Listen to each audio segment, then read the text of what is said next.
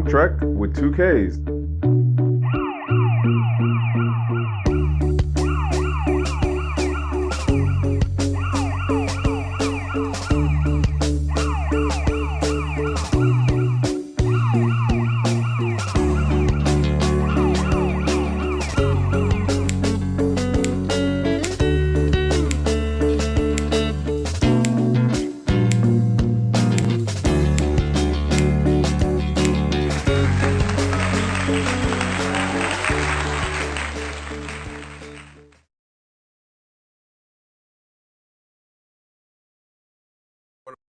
Buenos tardes, GnGs. My name is Trek with 2Ks, and I'm going to say I did better today. I did better. I got a couple minutes in before 9, and on top of that, I hit the microphone mute button on the right timeline. Okay. What else? What else? It's been a weekend, and so, yeah. Give me a minute. You know, it's always a one-person show. So I'm over here trying to make a post, send a message, put something in the comments. My mom's just text me. So yeah, it's it's things. But other than that, I do hope everybody's doing good. And we're gonna get into some things. I'm flat out telling you, if you see this stream later on, the title's clickbait. It even say clickbait. So if you still clicked it, I don't know what to tell you. I don't know what to tell you because it literally says clickbait. Um, and so yeah, you know, Hester Pierce was at the 8th annual Black Blockchain Summit at Howard University on Saturday, and it was interesting. It was interesting. I'm gonna get into a couple of those things as we go on into the show. And so if you don't know, my name is Shrek with 2Ks. I do this no face channel thing pretty much now where I go through Twitter and I just, pick up on things that scratch my brain and then I'll talk about it on Monday. And some of the things might make sense to some people. Some of the things not going to make sense to some people. I don't do price talk. So, it is what it is. And I also realized that I probably should do some more things to work on my channel because I have my actual own channel that is Trek with 2Ks Live. But I'll be over here on the Gentleman of Crypto side because this is pretty much where I was building most of the traction for before I actually put my actual channel together. But what I actually started doing too was I started pumping out some of the shorts on my actual channel. And I'm literally just like being lazy about it. I'm over here just letting the AI set up and Restream pick the clips out and like do the naming and stuff. I'm not even like actually changing out or excuse me, um curating the titles that it chooses. Literally, this is all an experiment. I'm testing out the blue check over on the Twitter side, and I'm testing out the AI stuff and seeing how that works out. And gotten back a little bit into the LinkedIn side writing stuff as far as like what my takeaways are from the live recordings. And so far I've had a couple of takeaways, and we'll see how this progresses as far as me getting back into writing on LinkedIn. I got a short recap joint for tomorrow that'll post out in the morning. But so all right, let me get into in regards to the show stuff itself. I got a couple things that kind of caught my attention, and I will interweave that in with some of my takeaways from the Black Blockchain Summit. First, I will say though, shout outs to Sinclair, Pascal, and the rest of the team. It is definitely a big endeavor to put something on like that.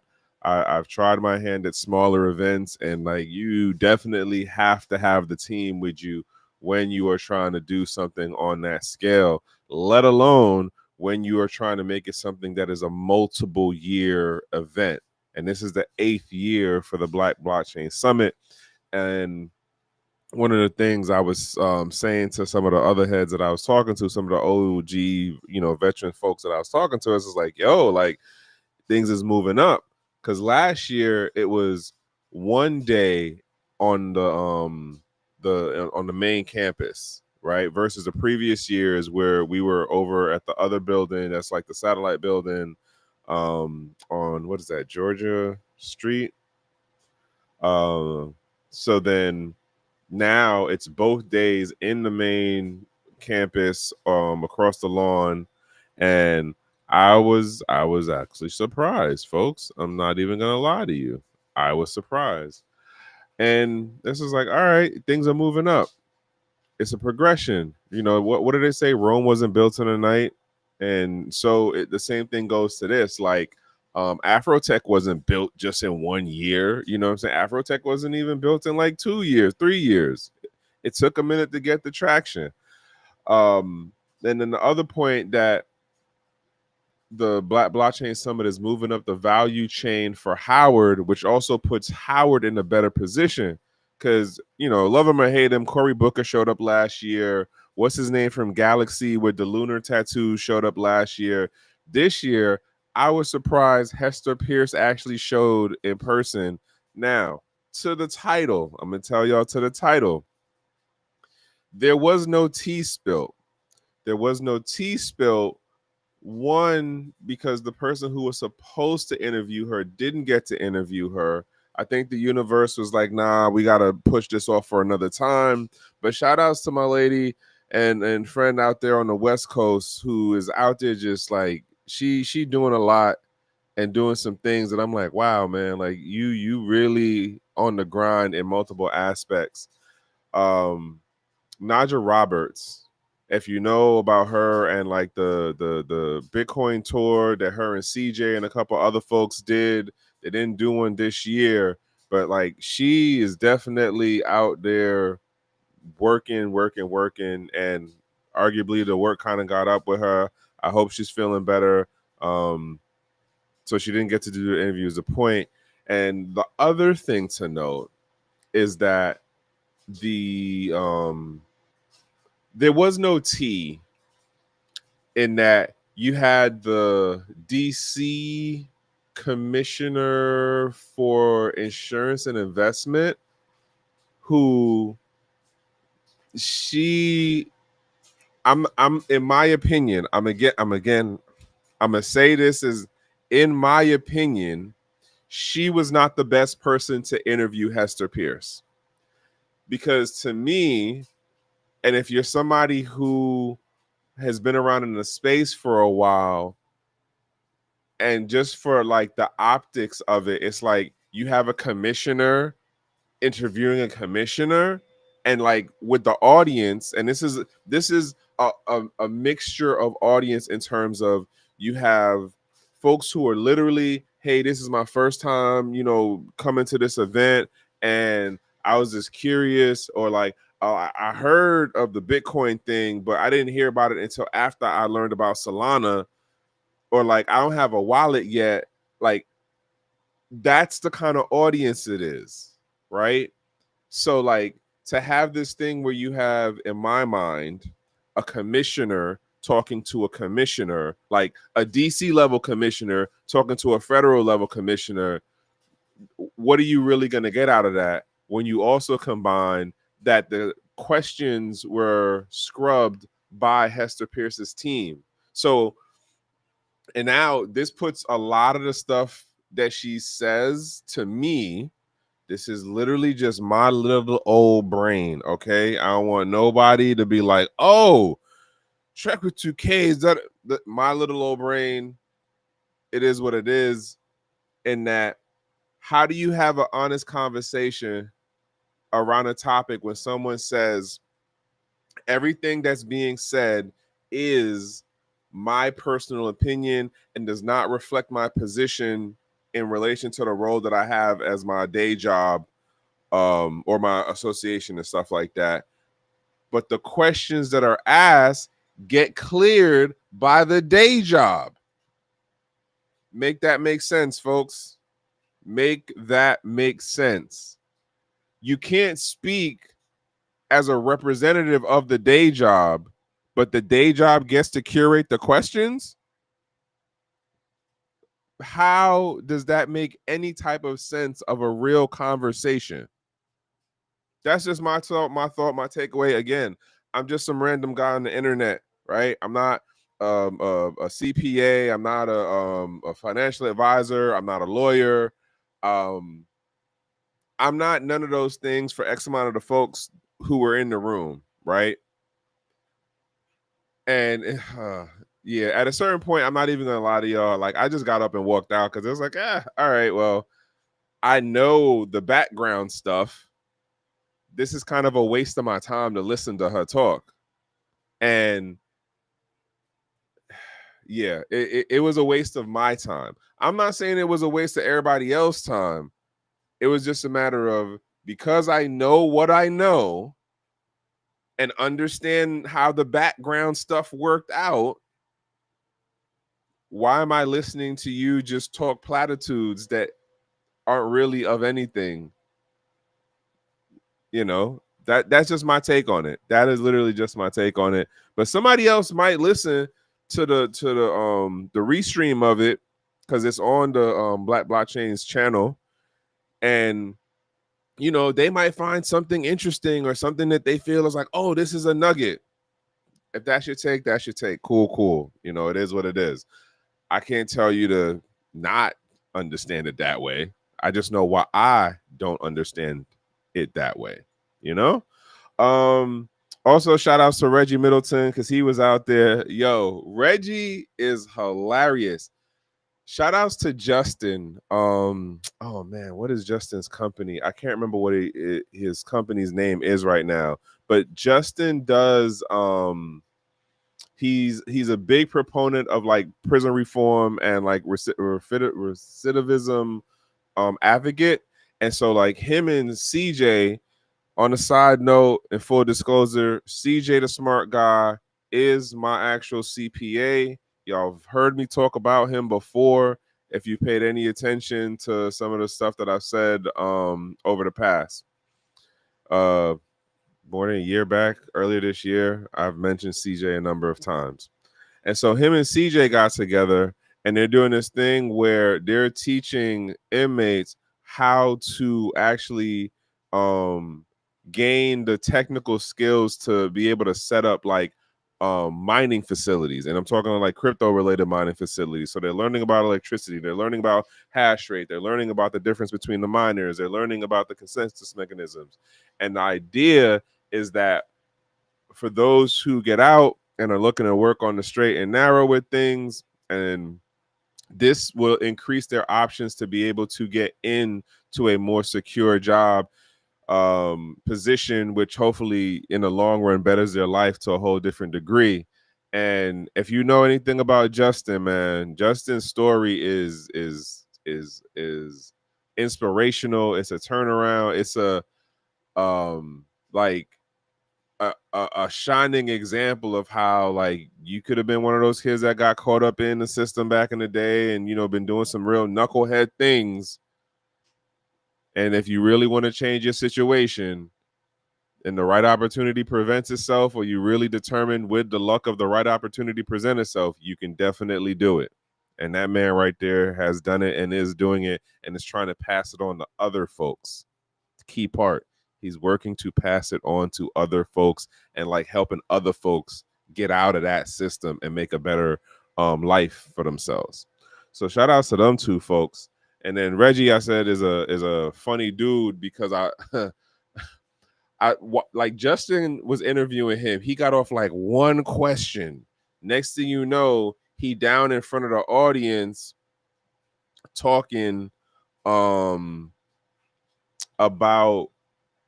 because basically he was trying to explain some stuff about how he's looking at Bitcoin and what he's trying to do as far as like how he sees the space moving forward. And of course, they get into the whole audience question stuff.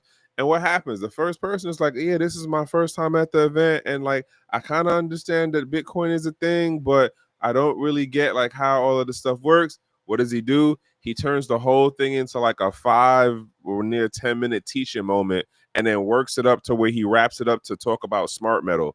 And remember, I was showing y'all last week a post that he had did where he was doing the NFT aspect with the smart metal, and then he was doing it on base. And I was like, yo, well, why would you choose base? What's going on with that? And so I asked him, as when I seen him, and he was like, well, it's cheaper and it's faster, or as fast as, like, I think it's as fast as Solana, but it's cheaper on the transaction fee side than Ethereum.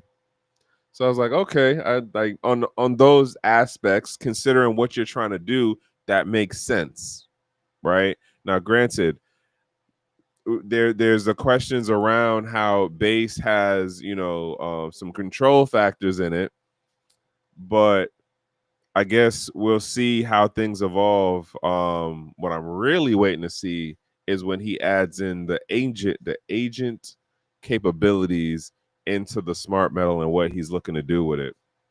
But yeah, those were just a couple of the things from, what was that, Saturday? No, that was Saturday because it started on Friday.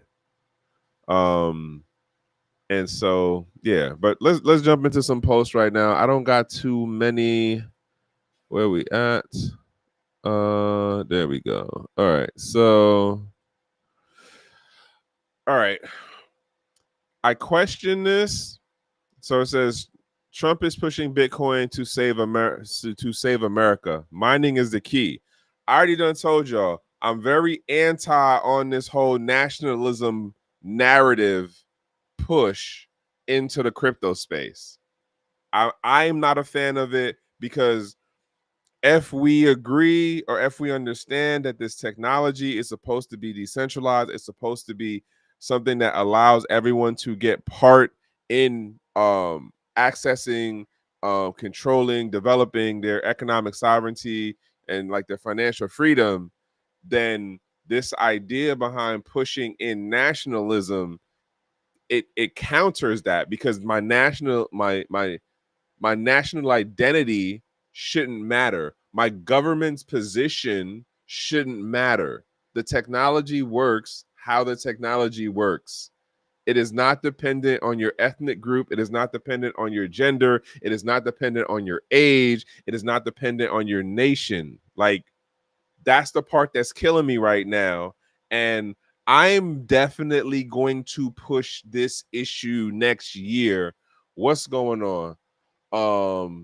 What's going on, Pothead? I'm pushing this as an issue next year to be talked about more in the Black Blockchain Summit. And like, I'm gonna have to start working on getting out into more conversations, because I don't think it's being addressed as, hey, like, yes, there is adoption, but you don't need to push nationalism in order to have adoption. That, like, there, in the beginning, when we were talking about pushing Ethereum and pushing is it Whitecoin? Oh man, I can't even remember the name of the other one. But like Ethereum and Bitcoin in the beginning, like, no one was like, oh yeah, we need to push this because America. No one was like, oh yeah, we need to push this because, like, Britain. Like, in my mind, it is a very dangerous and slippery slope. And if we look at anything that shows the intention and pattern of behavior of when you start throwing in the nationalism stuff, it doesn't help.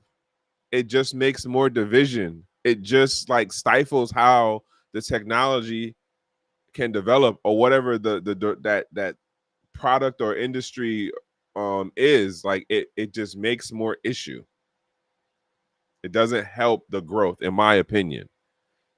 Again, I'm just some guy on the internet. You can disagree with me. Comments is always open, and we don't delete. Right? So what was the other one? I know I don't play the stuff, but yeah. And so the other part on that too, thing about the mining is had another conversation with young lady, Ms. Aaron. It was good to meet you. Definitely gonna follow up with some of the things that we were talking about. But not a but. Her and a couple other people that I was talking with, the crypto mining at scale, the money ain't moving like how it used to. And it makes me wonder if this push or this if it actually comes to fruition of where the American government does actually implement Bitcoin as part of its reserve, what does that do for the miners? And when I say what does it do, I mean in terms of miners, especially miners here in the US, right? Like at the end of the day, is this another trajectory for the government to try to stick its hand in the crypto space as far as like, well, we need to start implementing policies that make it that there's more controls in how the blockchain or the consensus mechanism in proof of work works for hey, what's going on, man? What's up, Black Rule? Good to see you. Good to see you. I see you making the numbers and audience over there on Twitter. I when I have the time, I do be over there like peeping real quick. I'm like, oh, okay, I see you out there building a community, sir. I see. I definitely see it. Um, what was the other thing? What was I just saying? Yeah. So like we do that, but what do the other countries do? Like this this acceptance or this like um um joy, I almost want to say, around the US government accepting crypto or accepting Bitcoin in particular in some kind of like federal level situation or institution is like, is that really a good thing for the space? Because what? No, sir. I'm E. Mr. Baby. Oh, what's going on? My bad. Okay, I misunderstood that. Thank you for joining me, E. I appreciate. Um, so does this acceptance get us more on the reservation versus having this level of anonymity that we have, or this level of separation that we have from the government, and that like there's no head honcho for Bitcoin? If one day, what's the dude name? Paul Atkins turn around and be like, yeah, like that Ethereum thing, it gotta go. Like they just gonna reach out and touch the Ethereum Foundation, and they're gonna be looking at Vitalik like, hey, my man, turn it off. You can't do that on the Bitcoin side. It's X amount of more work to try to do that, right? Because the consensus mechanism works different, and there's no head person to like put the pressure on. I'm just throwing that out there. I'm kind of curious in how is that going to work if this actually comes to fruition, that the US Treasury does take, or is that the Federal Reserve? I forget which side of it is doing it, but like if it comes to a actual being a part of the reserve,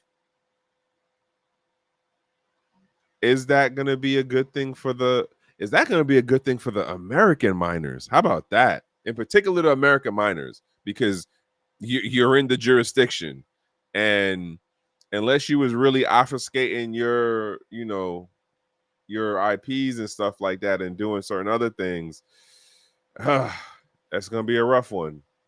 And we already know that like the businesses that are at scale doing the Bitcoin mining, they're just gonna turn around and comply.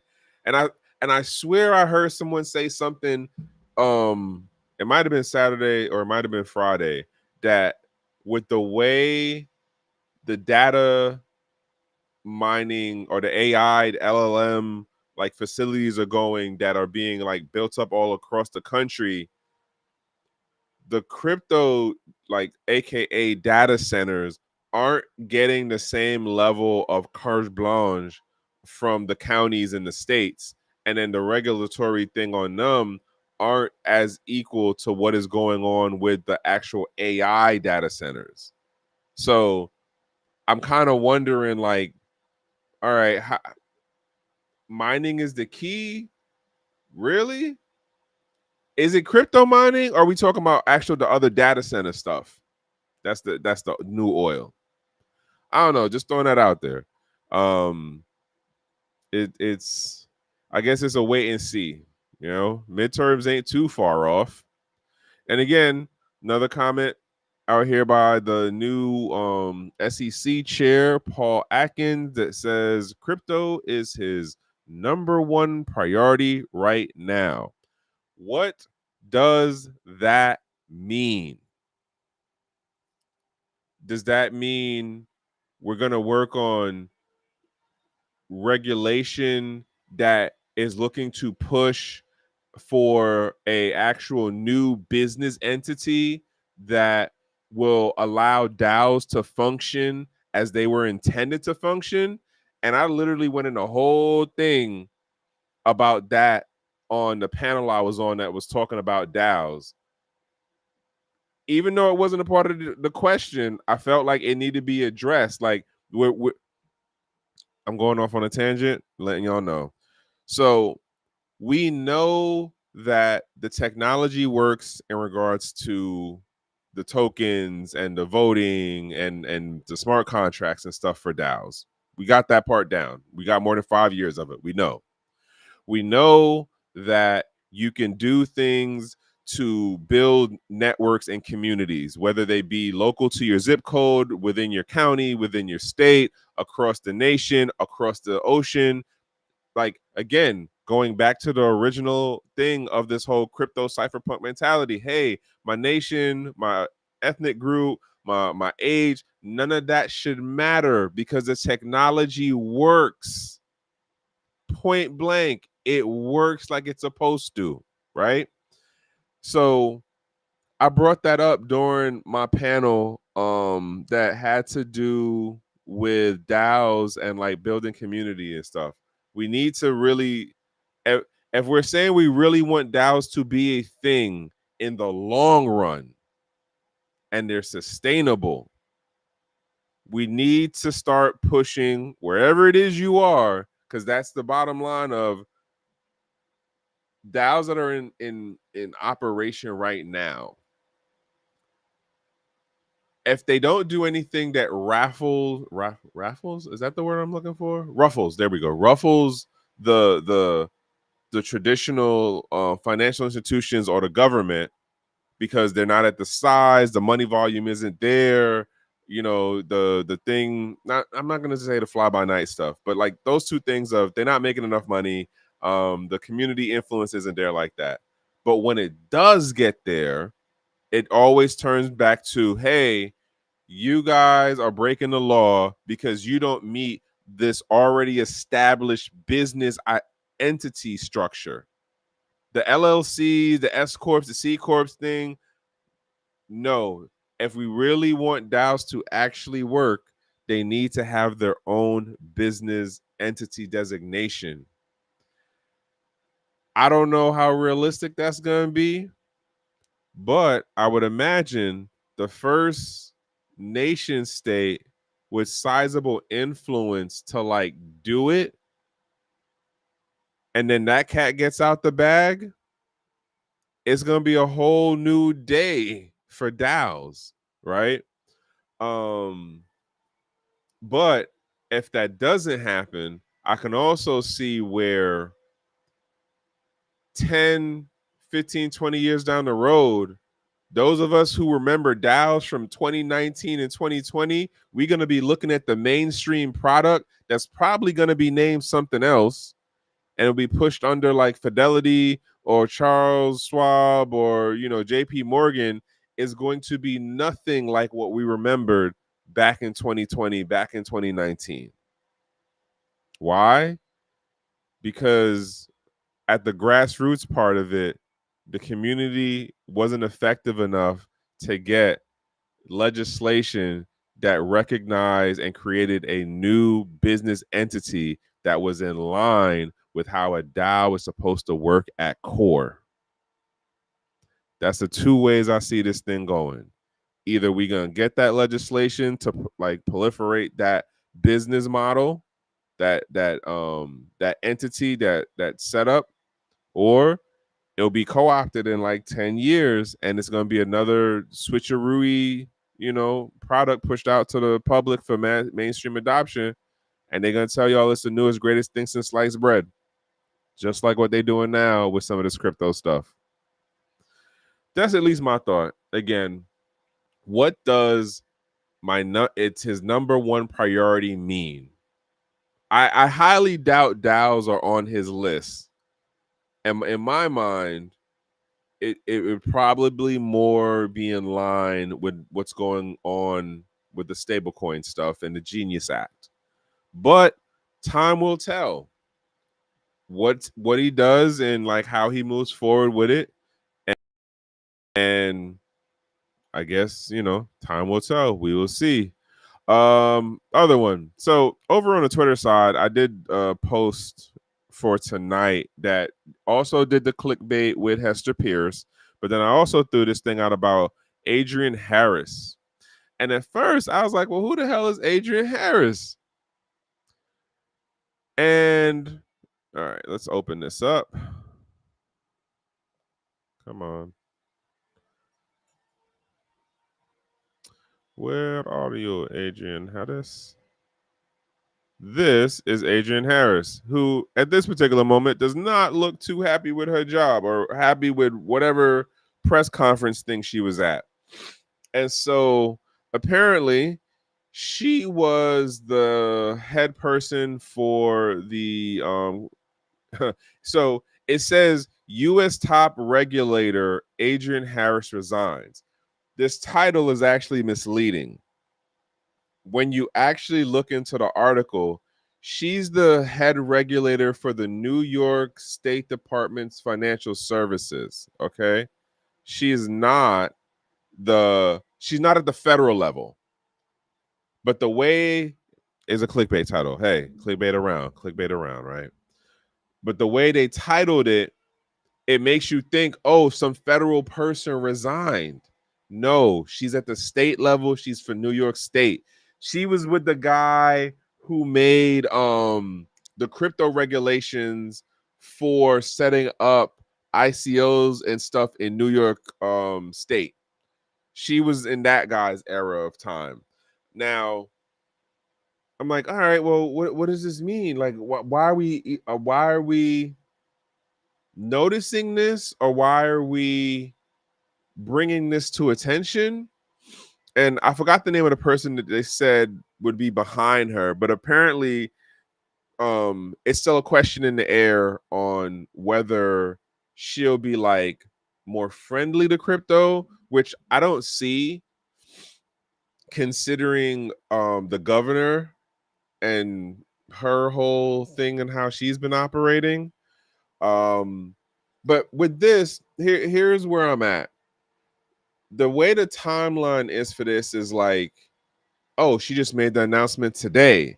Now, there have been other regulators at the state level, at the federal level, who like, oh yeah, this person's going to resign in 30 days and 60 days, but they need to be here for the transition team person to be a part of the transition team, and so we have a smooth crossover. And nah, dog, nah.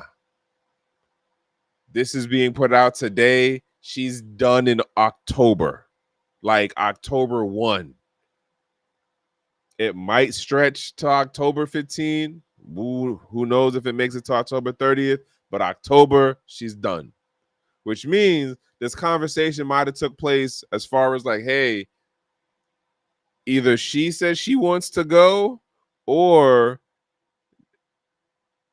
those above were like, hey, we about to move in this next direction and either here's how you got to tow it or we don't think you're going to be the right face for what we about to go do. Which then brings up the question, if she's the person out, what is New York about to get into with these stable coins? What is New York about to get into with these stable coins? Because it's one of two things in my mind. Again, you don't have to agree with me. Either the word came down, they're about to make certain moves for New York as it relates to the stable coins, thanks to the Genius Act, and she wasn't the right fit for the direction that they was about to go with, or they told her what was up and she was like, nah, I don't want to be a part of that. I'm good. Or maybe she might have some medical stuff going on. Who knows? I don't know nothing. I'm just reading these. I'm reading these Twitter posts, y'all. And I'm not even deep diving. I'm not like cross-referencing stuff with Reddit or trying to find news articles and stuff like that. I'm not. No cap. It's just I see it, I read a caption, I might go through the thread a little bit. It scratches my brain a little bit, it scratches my brain a lot, and then I throw it out to y'all. And you know, we see how it plays out as the days move forward.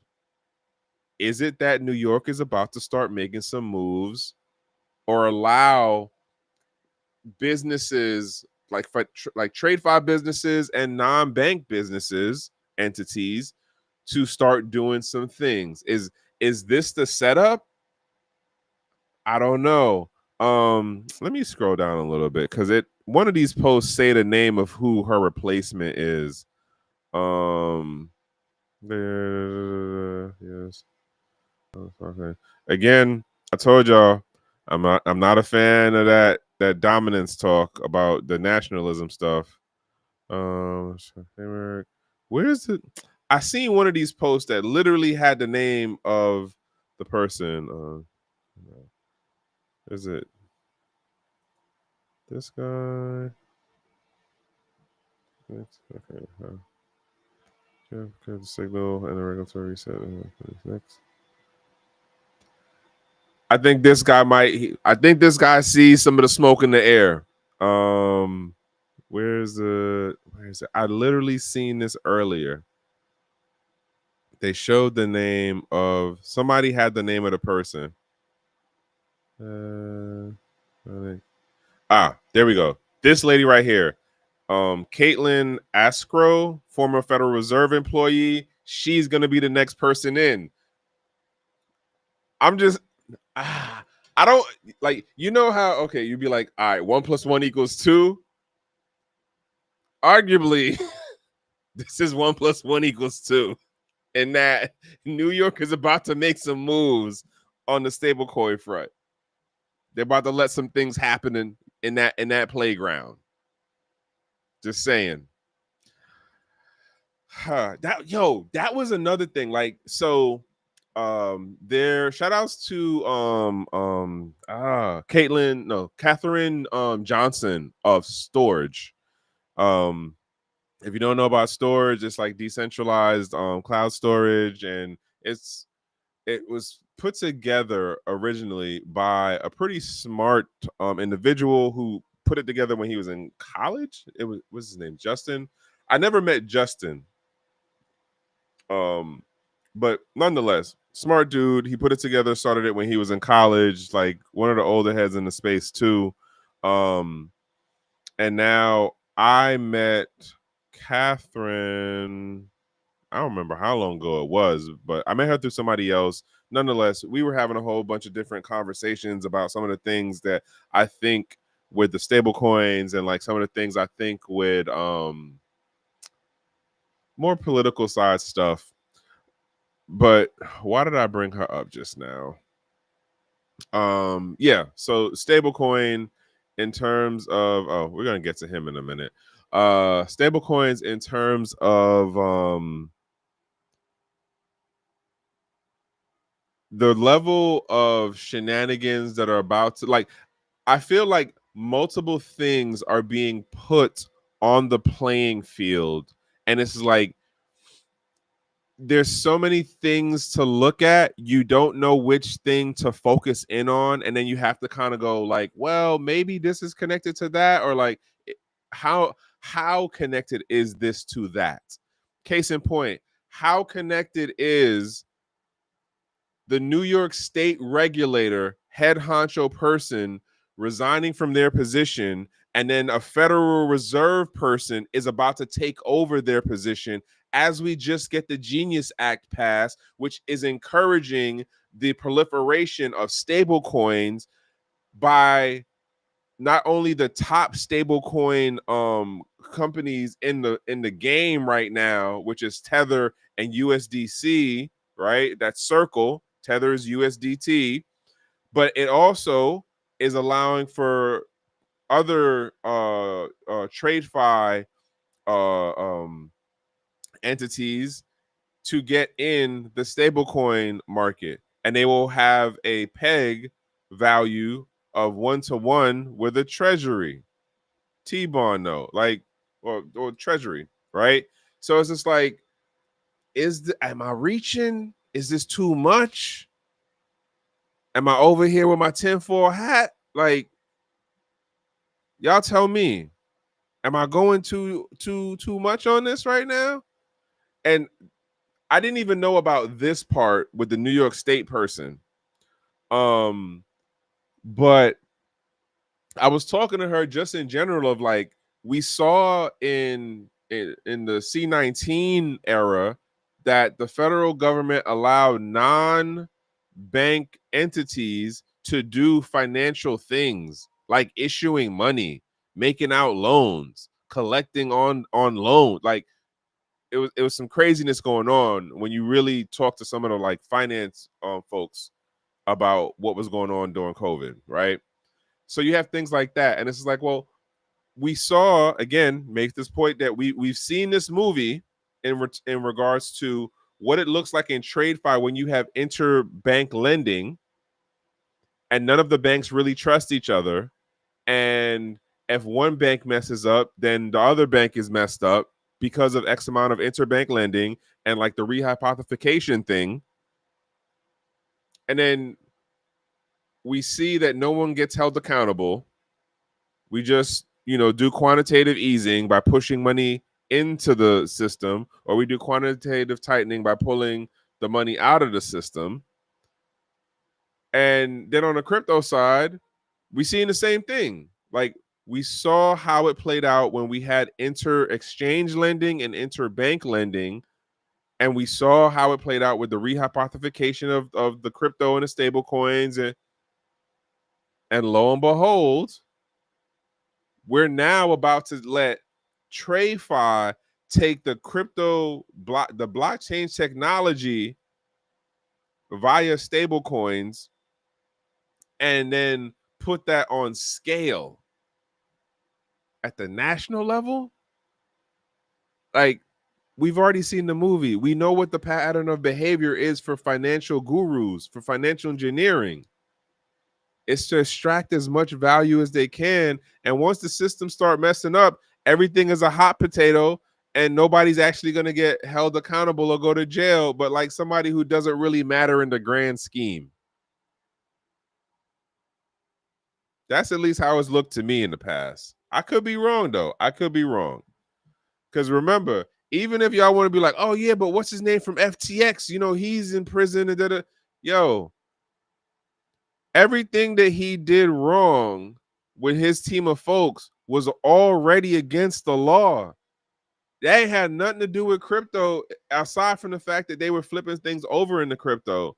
But like, all of the stuff they did was already against the law. We didn't need no new legislation around what he did. Irony of.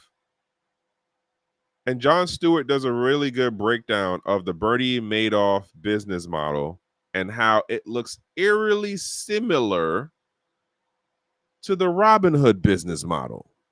You can definitely YouTube the shit out of that one. Okay, because there's a couple other people who like break it down and explain it too. I think that we're gonna see the same level of shenanigans, but folks are gonna get left out holding the bag in like a whole different way. And then like for the folks who aren't like, oh, I have, a crypto wallet, or like I have this token or whatever. For the people who are really just like, oh, I'm not involved in crypto anything. I don't do the blockchain stuff. I don't do the digital money thing. They're still going to be affected.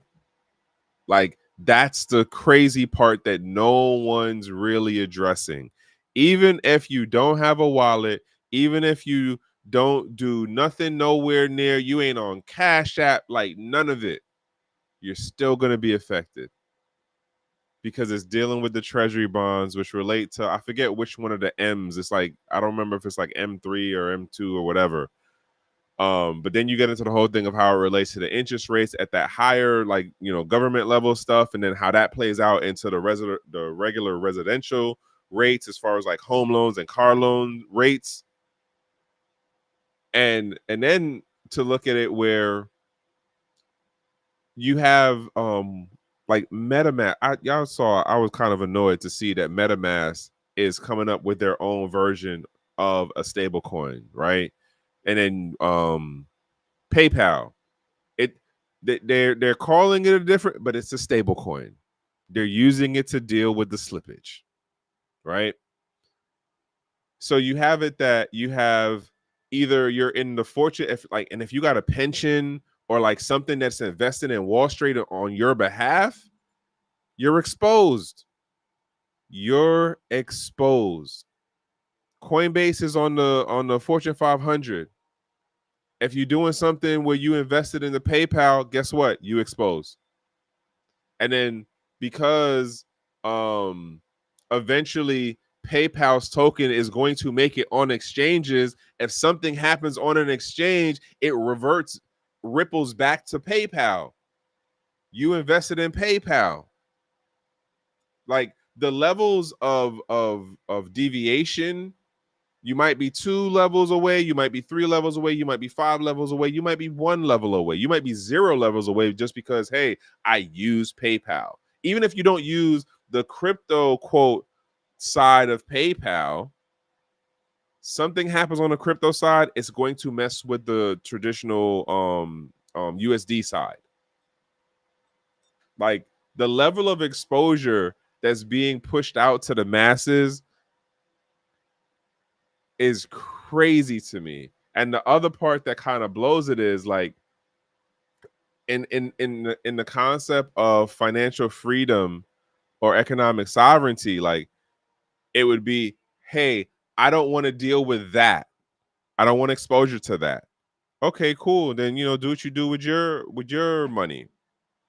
But because of how everything is working to be so intermingled in terms of what the different financial institutions are doing, what the non-financial institutions are doing, what the governments are doing, it's that you don't have the option to partition yourself off from that. Like I said, if you're doing a pension plan, if you're doing some ETFs, if you're doing anything on the stock side, you are now exposed. You are now exposed. But yeah, such is life, huh? Such is life. Or at least this modern life, or this USA life. I don't know. Other thing I seen is this one here with Brian Armstrong. Again, they're on the Fortune 500 now. So even if you have no idea of what a Bitcoin is from a piece of lint in the back of the drawer, you're exposed. If you're a teacher and your pension thing is based on Fortune 500, you in on this. If you're in construction work, you're in on this. If you're any kind of union joint, that's doing a pension thing and they touching Fortune 500, you in on this. So in short of it, for this particular clip right here, he talks about how, you know, they got the Genius Act through, but now they have people kind of trying to he frames it as TradeFi is trying to work against them for getting more regulatory clarity in the crypto space, and in particular they're what's the thing, they're lobbying against getting not incentive but gains from like stable coins. Again, like, I don't know, might just be me, but it seems like pieces are being moved into play on this chessboard to make like the stablecoin thing look crazy. And I was telling Catherine and I was telling Naja too, I was like, watch, like the stable coins is gonna go through the same thing the ICO phase went through. It's gonna do that whole like just swelling up scale level, and then it'll go through its culling. But between the swelling up of the scale or at scale and then the culling, a number of people, the everyday Joe people, are going to get ruined.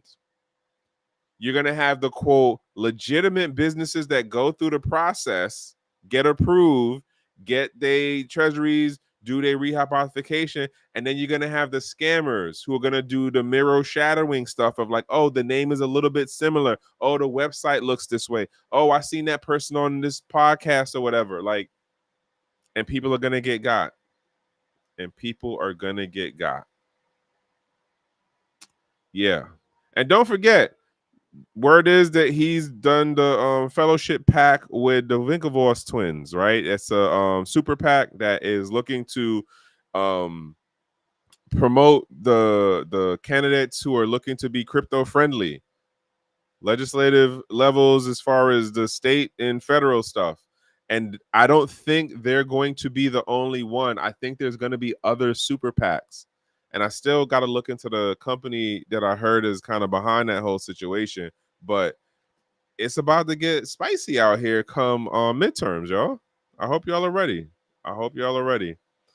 What was this other one? Oh, so CZ. All right. So which was the one that actually caught my attention?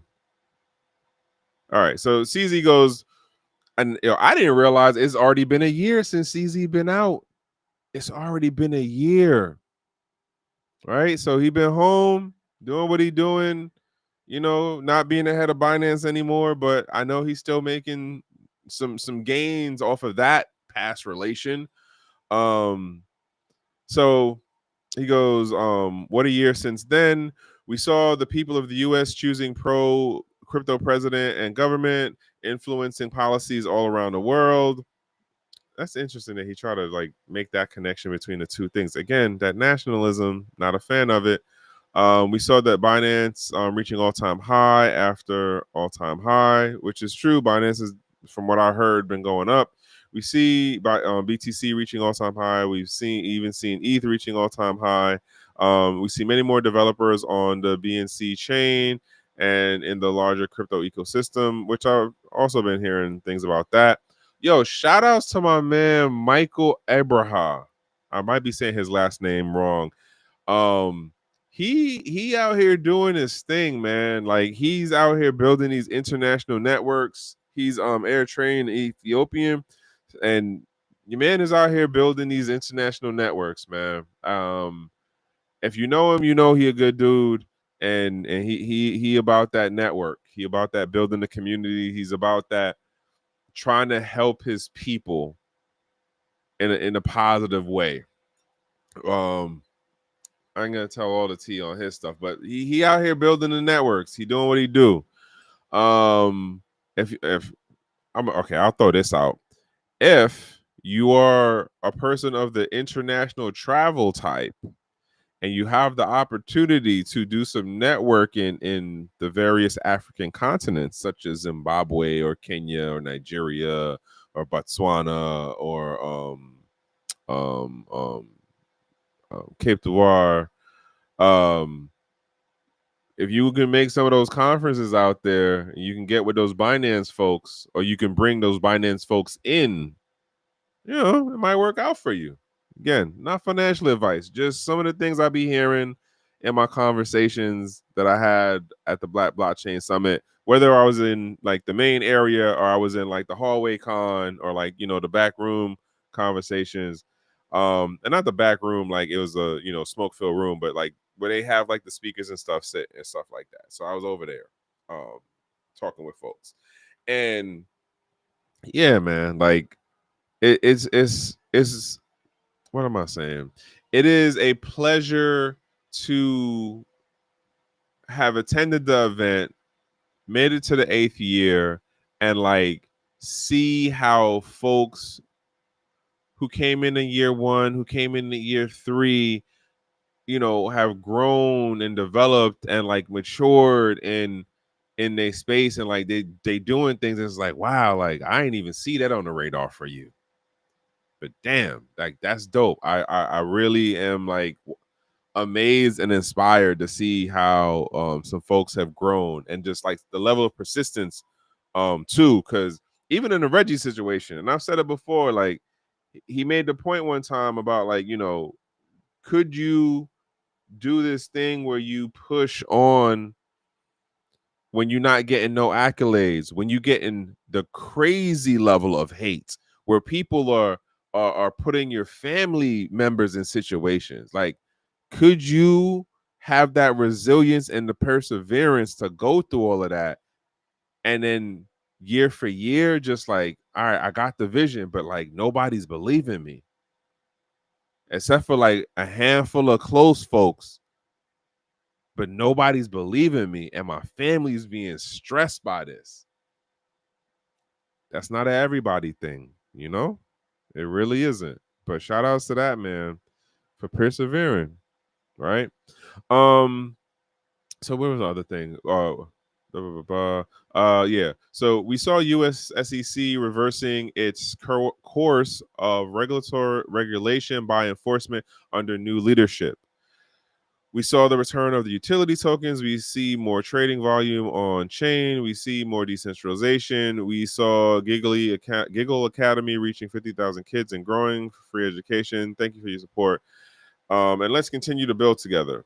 All right. So interesting, right? I didn't know about the Giggle Academy thing. So that's interesting. In general, I'm gonna say that's a good thing. This line here that caught my attention, because I literally said this to somebody. I forget who I said it to, but I was like, yo, I think it's kind of weird that there's these little blurb announcements when the SEC goes back on one of its crypto cases. And in my mind, and shout outs to King, because I don't remember if it was either early this year. It might have been early this year. It couldn't have been last year, because I wasn't doing content last year, and I wasn't like I was definitely burnt and tapped out. So it had to be this year that he said something. I forget whose story it was, that somebody got like a reverse decision, and he was like, all right, so like what's up with Reggie? Other thing to know is Reggie suing the SEC, and he went up to talk to Hester Pierce. And she was like, well, if you have any issues, my office is open, blah, blah, blah. He wasn't supposed to talk to her because he's in a current legal litigation situation with the SEC. That man is hilarious. I sat back and watched it and was like, huh, okay, interesting. All right. She recognized him. So that was another interesting thing to know. But then my point, shout outs to King, because King said it first and threw it out there. And then, like it's been little here and there announcements or like news articles, but they're like quick, short blurbs. Like there's no real breakdown, and there's no real like explanation on why they reversed the decision, and I said to somebody, I was like, yo, like, I think they're picking and choosing who they do the reversals with, and they're only letting the folks who are going to toe the line get the reversals. And I think by now there's probably been like 3 to 4 that have happened. I cannot remember them right now, but I know specifically it was a earlier year part of the year. King covered the story and was like, "Huh, that's interesting. Like, why y'all just pick these folks? Like, what that got to do with anything?" Cuz like, is Odyssey going to get a reversal? Is Reggie going to get a reversal? Is the dude who was behind Ether Delta going to get a reversal? Who remembers Ether Delta? The website's domain is up and is like, I think it's above 50K for the website now. The website domain is like 50K. I think it was like 50K. But nonetheless, like, this line right here definitely has me. Like, okay. Now, granted, he's not indicating the level of, like, conspiracy or I don't want to say indignation, but his line is definitely more lighthearted than what I'm inferencing. Okay, that's for sure. But to the overall of it, I'm just gonna say time will tell. Time will tell. What this boils down to, and if I was just way the hell off, and the SEC isn't picking and choosing who it does the reversals with and allows those folks to like come back in and proliferate in the space. And then, you're going to look at it and be like, oh, wait, but isn't that the same thing that y'all got in trouble for? Like, now that business model's cool? Oh, now that such and such is doing it is cool? That's what I think is about to happen. I think that there will be a number of businesses that get their reversals, and they'll, how am I saying this? They will basically fall in line with the regulatory stuff. So like for, folks trying to be super, super radical, which is part of why I don't think Reggie's going to get the recognition or the reversal the way that the other folks are going to get it. Like, he might get like an apology of some sort or a dismissal, but like, he's not going to get any of the attention. And if you also know, you don't see those platforms, those companies, like, being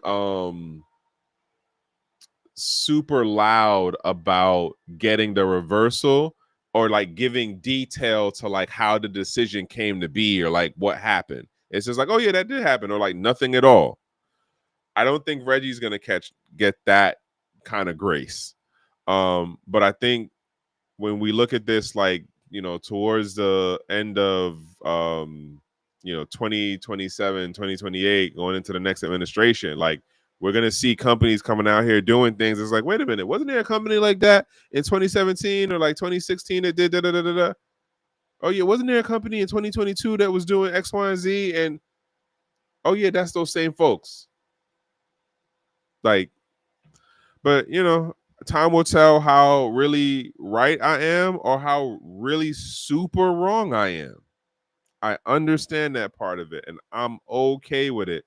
Let me jump into this last thing so I can then get out of here. Um, uh, there you go. So, photo 2022, new photo coming soon. So your boy is not supposed to be doing stuff for Binance, but guess what? Kazakhstan buys BNB. It's about to be a crypto reserve for Kazakhstan. I said it before, man. Like, well, no, I was kind of wrong. I thought they were being slowly. No, the U.S. arm, I think, was being slowly choked out for Binance. The international arm, which made more sense for what they were doing, like towards, well, when CZ got in, like when he got moved out of the CEO position and arrested and all that stuff, I was like, oh, okay, well, this is gonna be bad for them. But if you look at what's going on, nobody really talks about the American arm of Binance. Everything is really happening on the international original part of the company.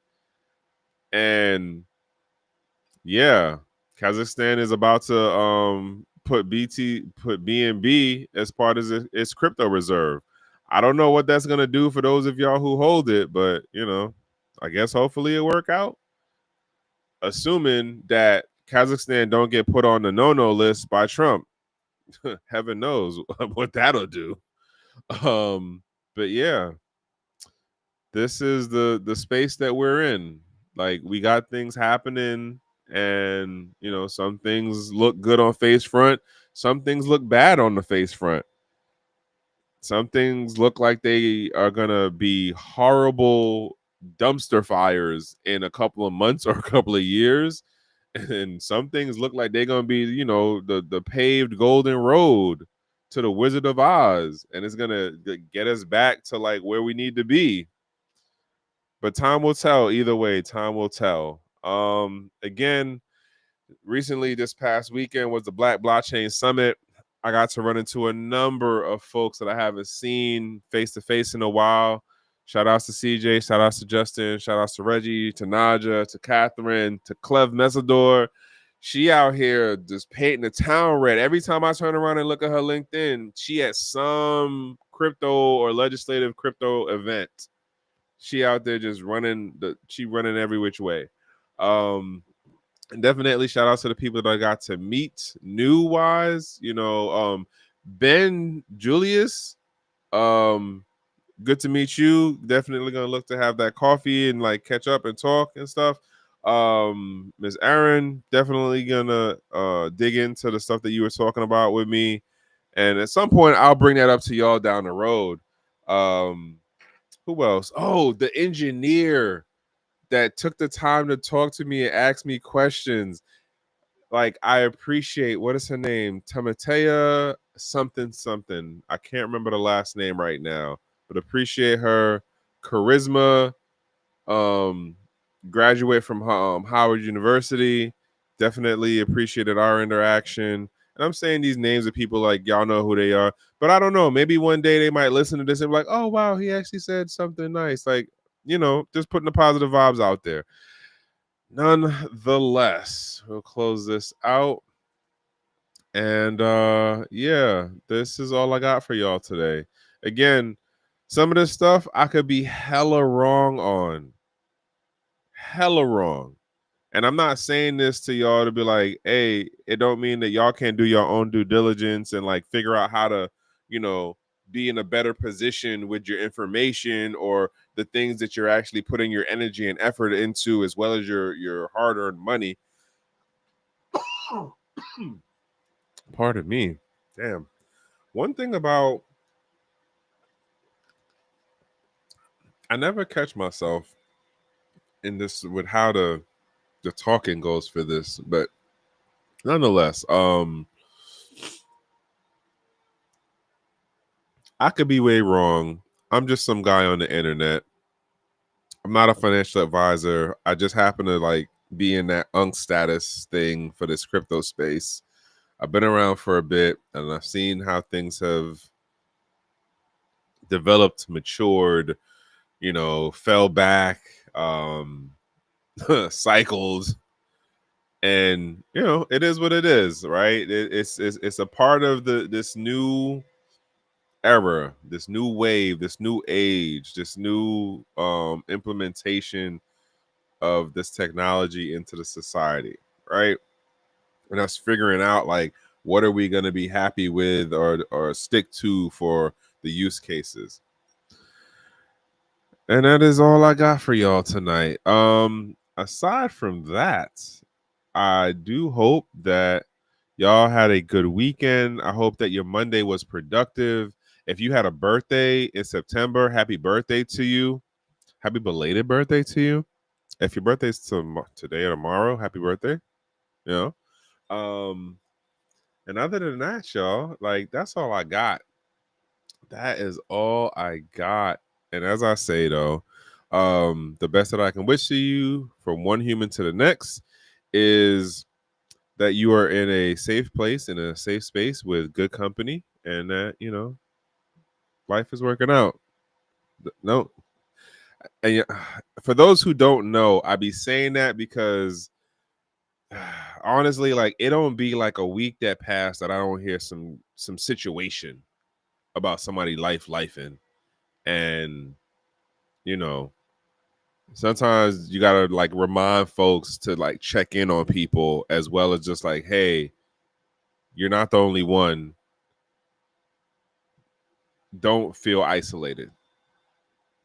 Because when I tell you some of the stories that I like, oh man, I heard the most wildest story over the weekend. That's definitely one of the up there ones. And it took me back to when I used to work in East New York and work with kids. And I was like, yeah, that just, I don't even know which way to turn on that one. But just trying to be out here pushing positive vibes, man. And hopefully, you know, people finding better ways. And if I could somehow help and push, you know, that positivity, hopefully something I do works, something I say works. But anywho, that's it. That's all I got. I'm over here rambling. Y'all know what it is.